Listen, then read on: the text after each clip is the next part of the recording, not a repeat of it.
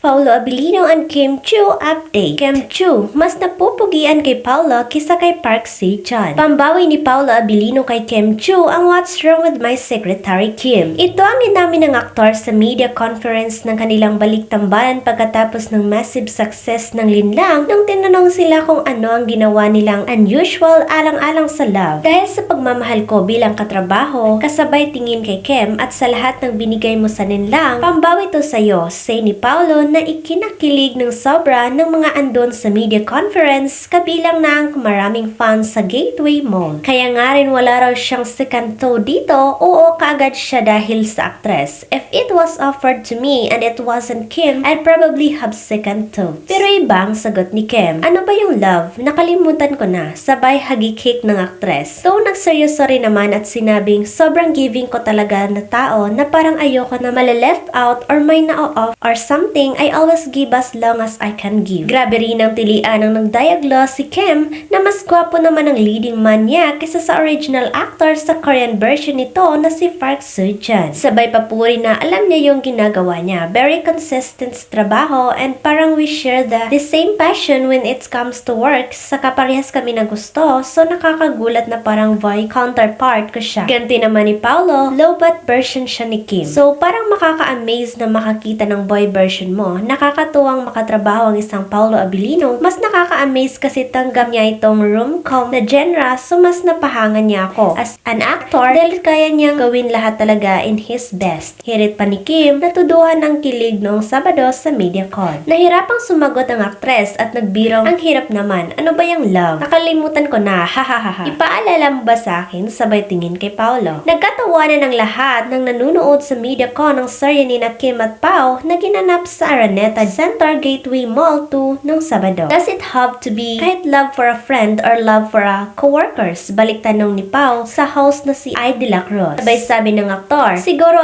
itong Secretary Kim, dahil sa pagmamahal ko bilang katrabaho ka at sa trabahong ibinigay mo sa ninlang, so pambawi sa'yo. So, I'm here at Secretary Kim to give back. Hiyawan ng lahat ng supporters ni Kim sa present din at siguro nagulat ang aktres sa sagot ng aktor kaya nasambit niya. Sobrang funny siya rito.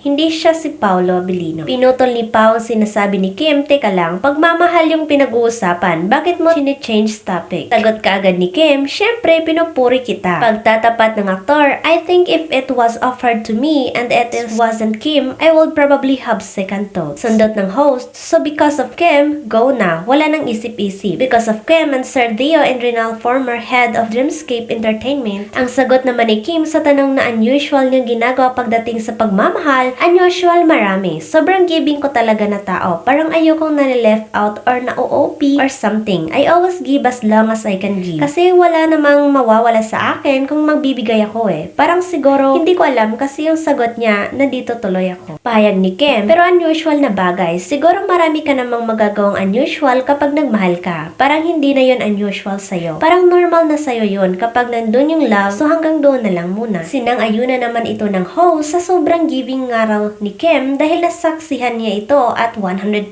daw kung magbigay ang dalaga sa kanyang minamahal at sa mga taong mahal niya as well. Tala, mapapanood ng What's Wrong with My Secretary Kim sa March 18 sa streaming app na Veo handog ng ABS-CBN Studios at Dreamscape Entertainment. Unang pumatok sa mga manunood ang mga karakter bilang mag-asawa ni na Paolo at Kim sa seryeng Linlang. Ngayon ay talagang kakaibang Paolo raw ang mapapanood ng mga tagahanga ayon sa aktres. Sa halos 2 dekada na pagiging aktibo ng dalaga sa show business ay noong 1 taon lamang sila unang nagkatambal ni Paolo, mas napalapit na sa isa't isa sina Kim at Paolo sa kanilang muling pagtatambal. Ayon kay Kim ay magkasundo sila ni Paolo sa maraming bagay. Nakikita rin umano ng dalagang sarili sa katauhan ng aktor.